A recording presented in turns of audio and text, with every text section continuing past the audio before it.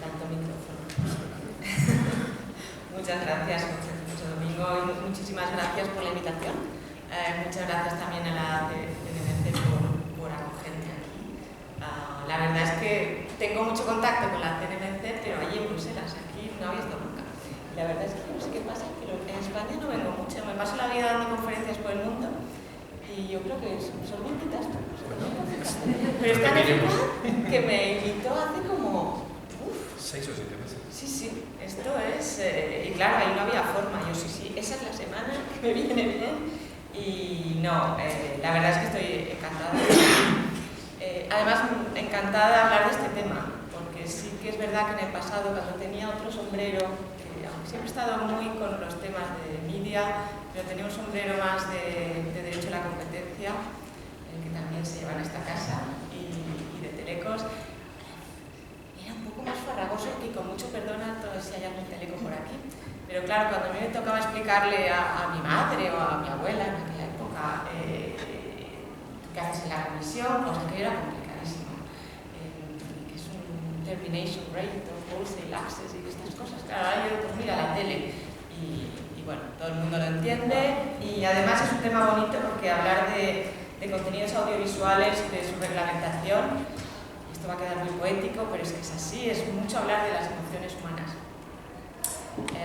Y precisamente por eso hay regulación.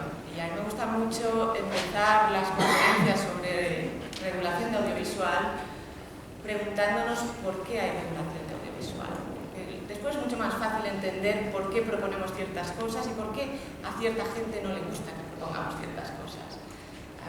Porque es verdad, si os fijáis, por lo menos a nivel europeo, pero me consta que es así a nivel nacional también, regulación hay del audiovisual, pero los otros medios, sabemos que en prensa es sobre todo mucha autorregulación, no hay legislación prácticamente, a nivel europeo desde luego no hay sobre la radio tampoco, y a veces los radiodifusores dicen, ¿por qué nosotros? ¿Y por qué nos regulan a nosotros y no a los otros? O el contenido de los libros. Y bueno, yo creo que la mejor respuesta es el famoso refrán de que una imagen vale más que 1000 palabras, porque es cierto, hay muchos estudios científicos que demuestran que comunicar con audiovisual tiene un impacto en las emociones muchísimo mayor que cualquier otro medio. Y las emociones son las que incitan a la acción. Uno actúa en función de sus emociones. Es por eso por lo que ha habido siempre una intención por parte de los reguladores y los gobiernos y parlamentos de vamos a controlar o por lo menos regular esta transmisión de emociones, al fin y al cabo, de contenido.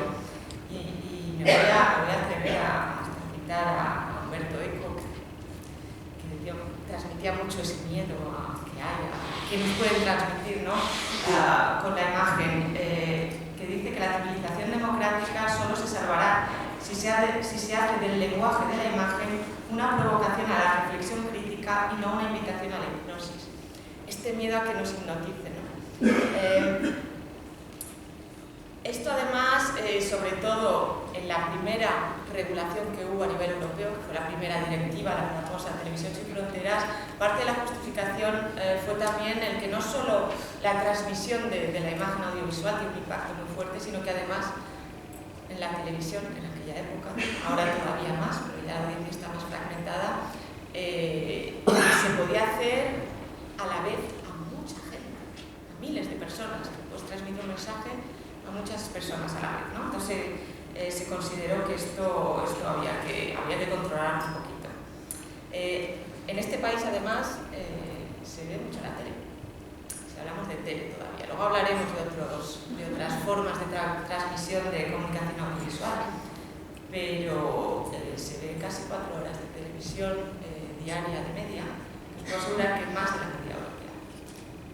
Ciertamente mucho más que en Suecia, donde se ven apenas 2 horas y media de televisión. Cual la importancia de este medio en España es, si cabe, aún mayor. ¿Qué es lo que normalmente se suele regular? Y luego os explico la directiva, que ya pararé de tanto rollo.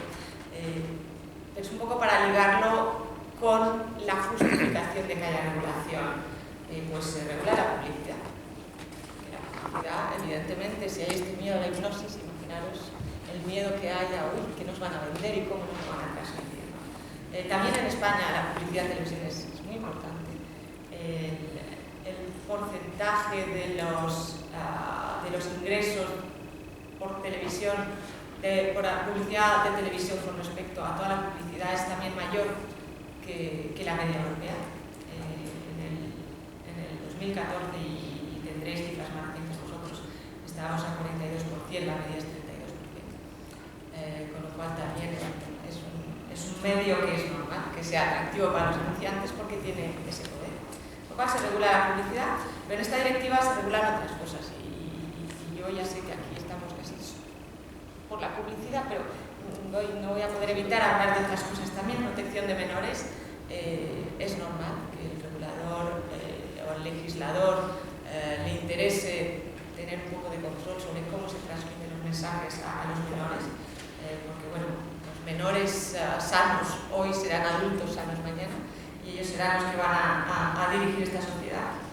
La incitación al odio, son temas que están regulados en esta directiva, y también la cultura.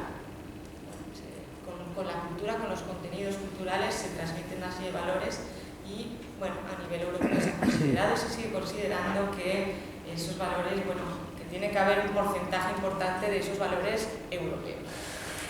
Con lo cual todo esto está regulado. Es interesante mencionar que todos estos valores que estamos intentando proteger, cuando antes de lanzar la reforma de la directiva hicimos, iba a decir, bueno, pues que hicimos tantas consultas públicas y ya ni me acuerdo, luego nos dicen que no, preguntamos a los ciudadanos, que aquello fue, y empezamos preguntando, ¿estamos todos de acuerdo que tenemos que seguir protegiendo estos valores?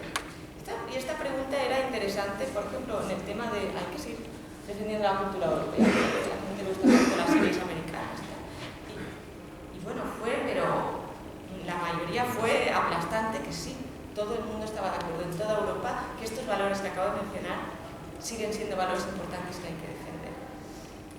Entonces, empiezo ya con la directiva, ¿no? Ya, va. Hicimos mucho trabajo preparatorio, los compañeros de la CNMC lo saben, nos ayudaron mucho en esto, todos los reguladores. ¿Y cuáles fueron los principios que nos inspiraron? Fueron dos. Por una parte, había que adaptar la directiva a los nuevos tiempos. Ha sido ya mencionado por los ponentes anteriores que esto está cambiando mucho, y aquí yo estoy hablando mucho de la tele, pero el contenido audiovisual no solo está en la tele. Está en los servicios a la demanda y está en Internet. Entonces, ya se hizo una reforma de la directiva hace unos años para decir, bueno, esto no es solo la tele, vamos a meter también en los servicios de distribución de vídeo a la demanda. Como Netflix, como iTunes, europeos, Canal Play, los metemos también. Evidentemente, la gran cuestión que hemos tenido a este respecto en esta reforma es a quién más hay que meter ahora. Y ahora os explicaré a quién metemos, pero evidentemente la respuesta ha sido a las plataformas de distribución de vídeos, gente como YouTube. Ahora entra dentro de la directiva. Y claro, está justificado porque ya no solo es este poder de transmisión del audiovisual, que ellos lo tienen igual, sino que no regularles, sino que además uno de los argumentos era precisamente la capacidad de llegar a mucha gente, más que la tiene YouTube, yo creo que no la tiene nadie. Con lo cual, desde un punto de vista legislativo, eso está perfectamente justificado. El otro principio inspirador de la reforma era un poco la filosofía de Juncker, ¿no?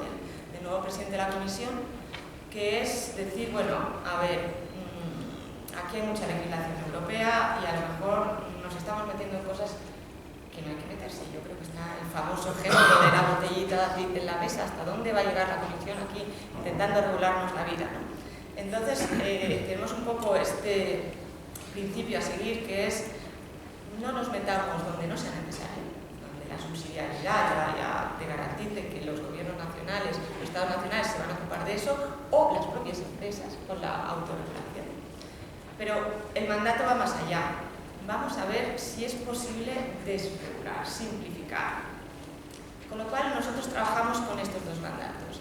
Y en nuestra propuesta ahora voy a explicar que hemos hecho un poco de todo, o hemos intentado hacer. Luego ya veremos lo que nos dice el Parlamento y el Consejo.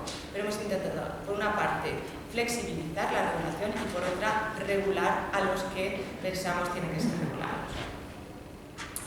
Hay dos tipos de artículos en la directiva. Hay algunos que tratan de cuestiones horizontales que afectan a todo tipo de contenido y hay otros que son más sobre contenido.